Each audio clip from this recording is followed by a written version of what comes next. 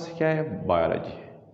Board पे आपको नज़र आ रहा है, ऑलरेडी यहाँ पे लिखा हुआ है कि बायोलॉजी जो है हमारे पास ये क्या है, बेसिकली 2 ग्रीक वर्ड से बना हुआ है।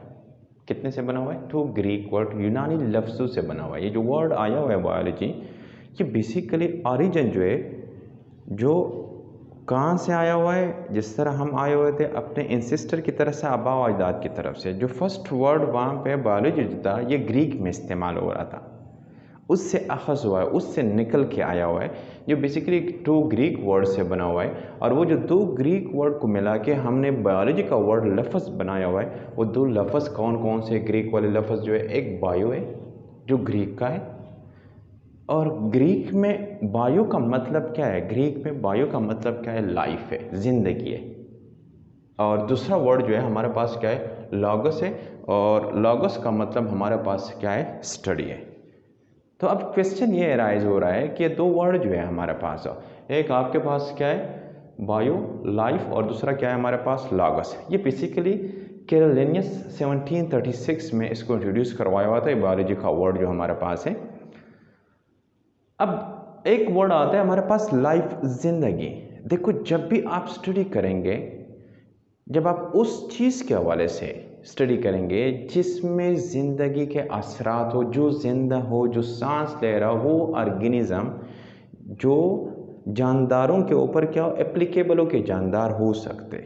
मिसाल के तौर पर मैं एग्जांपल आपको दे रहा हूँ कि फॉर एग्जांपल मेरे पास क्या एक बुक है, बायो का बुक है आपके पास, क्लास 9 का। अब आप इस बुक के हवाले से पढ़ना चाहते हो तो ये बायो में नहीं आता।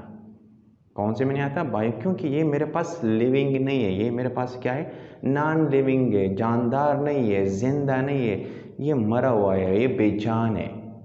ठीक है, तो ये नॉन लिविंग है, इसलिए जब बुक के हवाले से हम पढ़ेंगे तो फिर वो बायो में नहीं आता। हर वो चीज़ जो जिंदा हो, जब आप उसके हवाले से पढ़ेंगे तो वो हमारे पास किस में आता है, कौन से साइड पे आता है, वो बायो में हमारे पास आता है। ठीक है, अब नेक्स्ट जो हमारे पास है ये बायोलॉजी जो है, फिर इसको हम क्या कर लेते हैं, मेजर ब्रांचेस जो है, जो बड़े बड़े ब्रांचेस है उसमें उसको डिवाइड कर लेते हैं।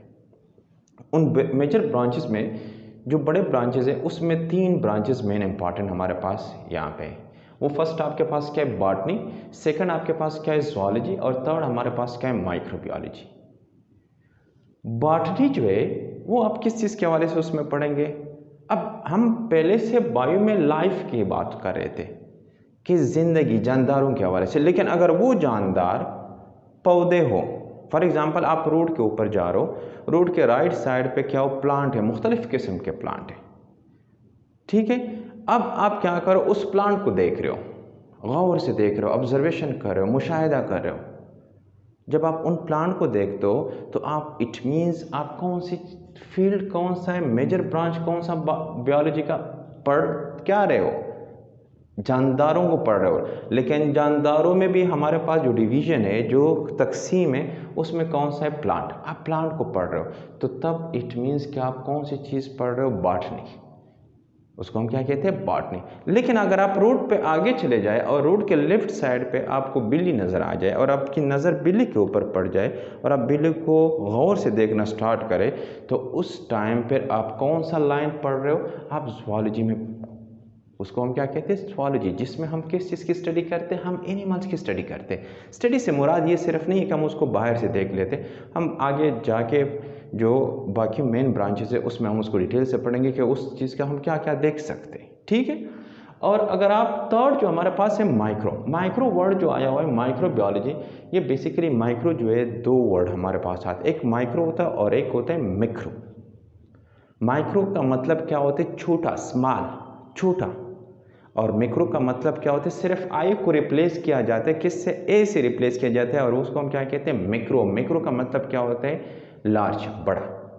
माइक्रोबायोलॉजी, माइक्रो, स्मॉल, इसमें हम किस चीज़ की स्टडी करते हैं, हम इसमें ऑर्गेनिज्म की स्टडी करते हैं, छोटे जानदार। लेकिन माइक्रो ऑर्गेनिज्म वर्ड इस्तेमाल हुआ है, माइक्रो ऑर्गेनिज्म, न कि जस्ट ऑर्गेनिज्म, जानदार नहीं, छोटे छोटे जानदार। और वो छोटे जानदार कौन से होंगे, और वो छोटे जानदार जो होंगे वो इतने छोटे होंगे कि हमें अपनी आंखों से, अगर मेरे हाथ के ऊपर हो तो मुझे वो नज़र नहीं आते, बहुत छोटे होते।